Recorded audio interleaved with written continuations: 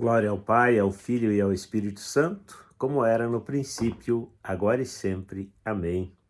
Lucas 6, 27 ao 38. Ora, a vós que me escutais eu digo, amai os vossos inimigos e fazei o bem aos que vos odeiam. Falai bem dos que falam mal de vós e orai por aqueles que vos caluniam. Se alguém te bater numa face, oferece também a outra. E se alguém tomar o teu manto, deixa levar também a túnica. Dá a quem te pedir, e se alguém tirar do que é teu, não peças de volta. Assim como desejais que os outros vos tratem, tratai-os do mesmo modo. Se amais somente aqueles que vos amam, que generosidade é essa? Até os pecadores amam aqueles que os amam. E se fazeis o bem somente aos que vos fazem o bem, que generosidade que é essa? Os pecadores também agem assim. E se prestais ajuda somente àqueles de quem esperais receber, que generosidade é essa?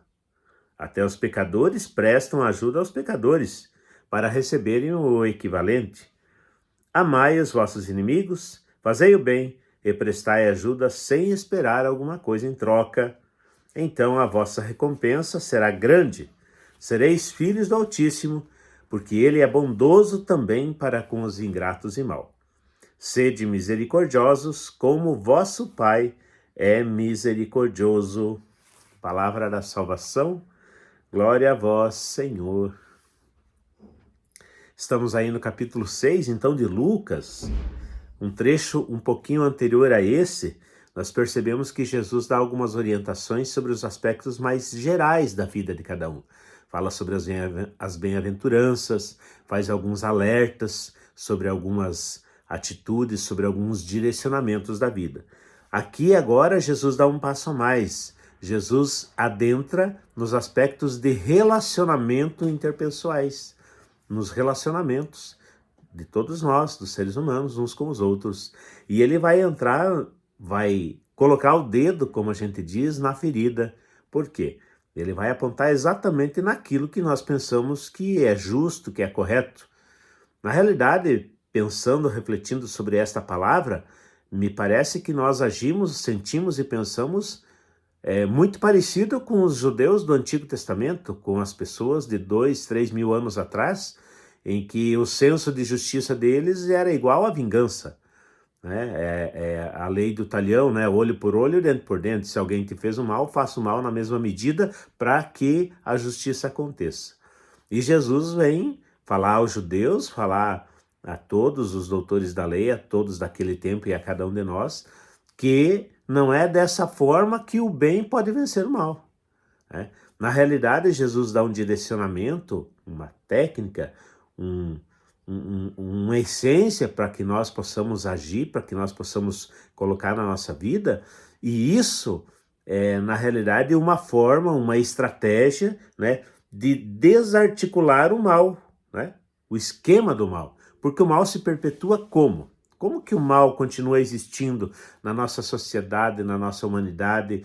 Como que o mal muitas vezes atinge a nossa vida, atinge a vida da família, das pessoas? Porque ele se perpetua. E muitas vezes porque nós o perpetuamos. Porque nós nos equivocamos no nosso senso de justiça. E achamos que a justiça é isso. Se alguém fez um mal, deve pagar na mesma moeda. Então Jesus vem falar e ele dá um exemplo clássico, né? Aquele que é mal, que nós consideramos mal, ele também vai amar aquele que está ao lado dele, que faz o bem para ele. Isso é o normal, né? Amar o nosso familiar, o nosso cônjuge, o nosso filho, o nosso pai, que está sempre ali, que nos ajuda, que está conosco, é o mínimo. É o mínimo. Quando isso não acontece, é ingratidão. Mas se nós quisermos dar um passo além como cristãos, como pessoas, como seres humanos, nós precisamos também amar o semelhante independente daquilo que ele nos faz. E aqui uma coisa fique bem clara: amar o inimigo, amar aquele que te fez mal, não significa levar ele para tua casa e ser amigo dele e conviver com ele, não. É amar ele como pessoa, como ser humano, como filho de Deus. Não significa conviver com ele, não significa ter amizade com ele.